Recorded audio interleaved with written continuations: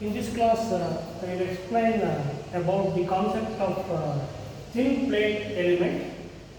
A plate is a two-dimensional structure because the width in both the directions it will be very large when compared to the thickness. For example, slabs in buildings they can be taken as a plate element. Now, in this you will be having two types, that is thin plates and thick plates. So, thin plate means if the thickness to width ratio is greater than 1 by 10 and also if the maximum deflection of the plate to the thickness, if it is less than 1 by 5, then it is called as a thin plate. So, the geometrical configuration, if it is like this, then we say that the plate is a thin plate. Now, this is the sketch of a thin plate. T is the thickness of the plate. So, this dotted line what I have written here, this is called as the middle surface of the plate. Middle surface. So, then in the case of a plate structure, due to the application of the external loads, deformation will take place. Here Z is taken as the direction in which the vertical displacement occurs.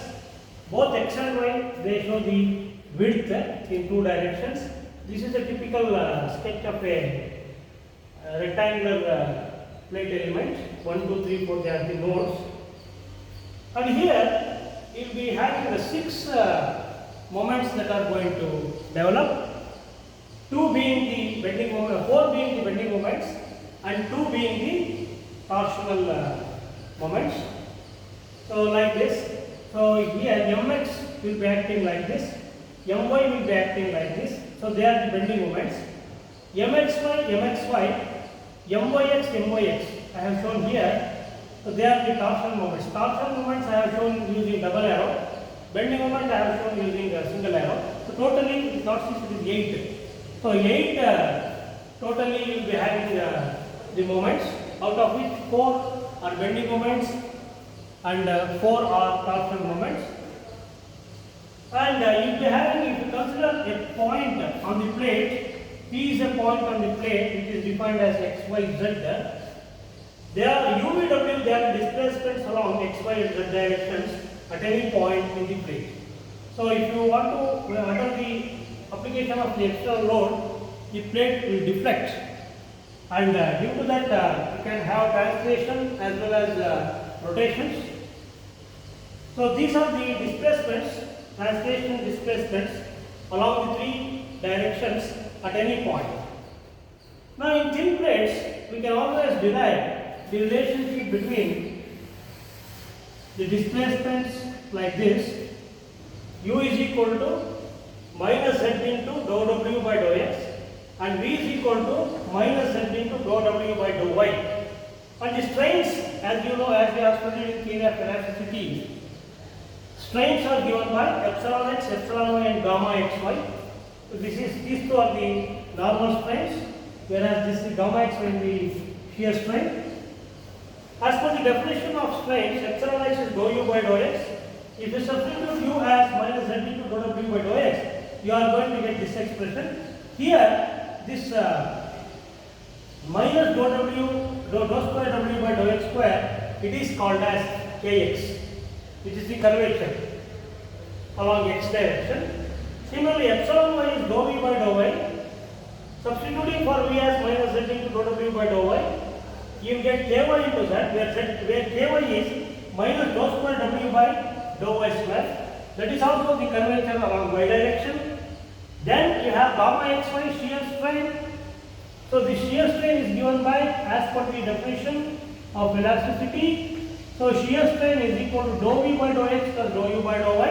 Once again substituting for u and v in terms of w, so you are going to get minus 2z into dou square w by dou x dou y, which is nothing but kxy into z.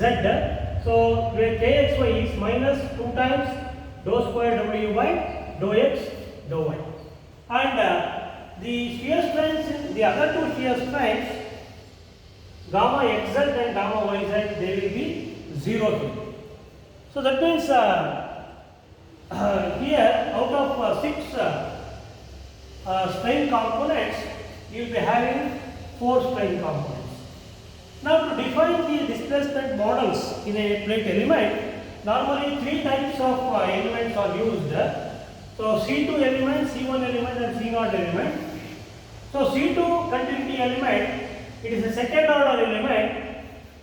That means the meaning of that is second derivatives of W. Second derivatives of W means dou square W by dou x square, dou square W by dou y square and dou square W by dou x dou y are also unknowns. They are also unknowns at the nodal points. Then it is called as a C2. This 2 stands for second order or second derivative. Next, the C1 continuity element means first order element. It is called the first order element. That is the first derivative of W.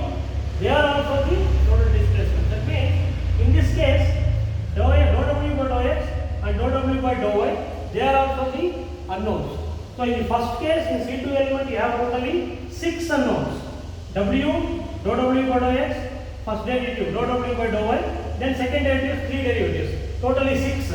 In the first C1 element, you will be having W and first derivative means dou W by dou x, dou W by dou y, that is 3.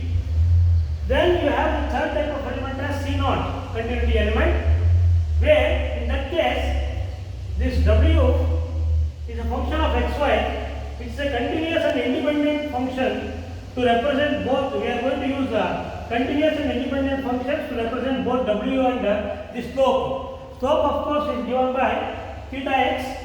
Theta x is defined as dou W by dou x, theta y is defined as dou W by dou y. So this is how we can differentiate the 3 types of continuity elements used to define plate elements. Now in the case of C2 elements, you need minimum 6 degrees of freedom. Those 6 degrees of freedom is this: W, dou W by dou x, dou W by dou y, dou square W by dou x square, dou square W by dou x dou y, dou square W by dou y square. They are required at each non-right angled corner. Please understand this word, non-right angled corner. Suppose if you consider a quadrilateral element with whose angle, this node angle, if it is not equal to 90 degrees, then you will be we have to define this element by minimum 6 degrees of freedom at each node, because the angle is not 90 degrees. That is the meaning of non-right angled corner. Similarly, you can take a triangular element. In case of a triangular element also, so this angle between the nodes is not equal to 90 degrees. So in this case also, you require minimum 6 degrees of freedom to define this element. That is the meaning of that. Suppose if it is a right angled corner, if it is a right angled corner like a rectangular element, if you take a rectangular element, it is a right angled corner. In that case, only 4 are enough. So W, dou W by dou x, dou W by dou y, and dou square W by dou x dou y. So these two will not be there. Dou square W by dou x square and dou square W by dou y square, they will not be there in the case of a rectangular element. Because in the case of rectangular element, this angle, right angled corner angle will be, that is 90 degrees. So see the difference here. So in the case of triangle and a general quadrilateral element, you will be having 6 at each node. So therefore, for example, if it's a 4-noded quadrilateral element, total you have 24. 6 into 4, 24 degrees of freedom will be there. In this case, 6 in each node means there are 3 nodes. 3 into 6, 18 degrees of freedom. In this case, since it is a rectangular element and the angle here is 90 degrees, you will be having 4 at each node.